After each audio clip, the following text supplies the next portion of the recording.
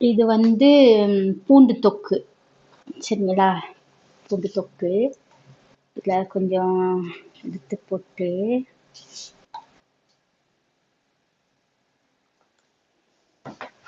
சுடுசோறு சுட சுட சோறுல பார்ப்போம் எப்படி இருக்குன்னு. ட்ரை பண்ணி பார்ப்போம்.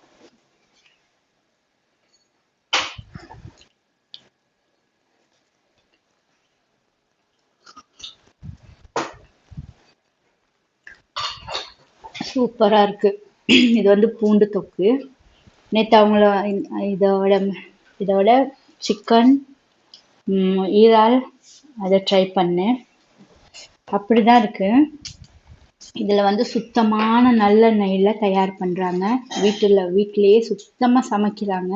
வீட்டிலேயே தயார் பண்ணுறது. நம்ம சோறு மட்டும்தான் வச்சுக்கணும். இதில் கொஞ்சம் போட்டு சாப்பிட்டாலே அவ்வளோ உப்பு காரம் எல்லாமே கரெக்டாக இருக்குது. அவ்வளோ சூப்பராக இருக்குது. பர்ஃபெக்டாக இருக்குது. இதில் வந்து நான் 3 ஐட்டம் வந்து ட்ரை பண்ணிட்டேன். இது வந்து அவங்களோட இந்த புளி சாதம்னு சொல்லுவாங்க. இந்த புளி சாதம் வந்து எனக்கு உண்மையிலுமே புளி சாதம் பிடிக்காது.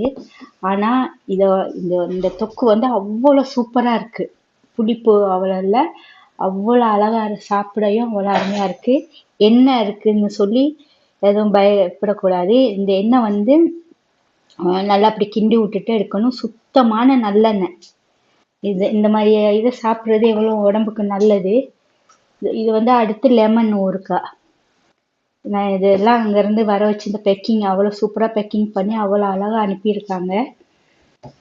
இன்னொன்று இது வந்து கருவேப்பிலை பொடி. இது எல்லாமே நான் வர வச்சுருக்கேன். அவ்வளோ சூப்பராக இருக்குது. வெண்டைக்காயும் கருவேப்பிலையும் சாப்பிட்றதுக்கு அவ்வளோ அருமையாக இருக்குது. வீட்டிலேயே சுத்தமான முறையில் இது தயார் பண்ணுறாங்க. சாப்பாடை பொய் சொல்லக்கூடாது. அவ்வளோ நல்லா இருக்குது சாப்பாடு. சுட சுட சாதத்தில் போட்டு சாப்பிட்டா இது என்னமோ அம்மா கையில் அந்த நேரத்தில் அம்மா கையில் சாப்பிட்ட மாதிரி இருக்குது. அவ்வளோ சூப்பராக இருக்குது. நல்லா இருக்குது. மகிழன் குடும்பத்துக்கு ரொம்ப நன்றி. God bless you.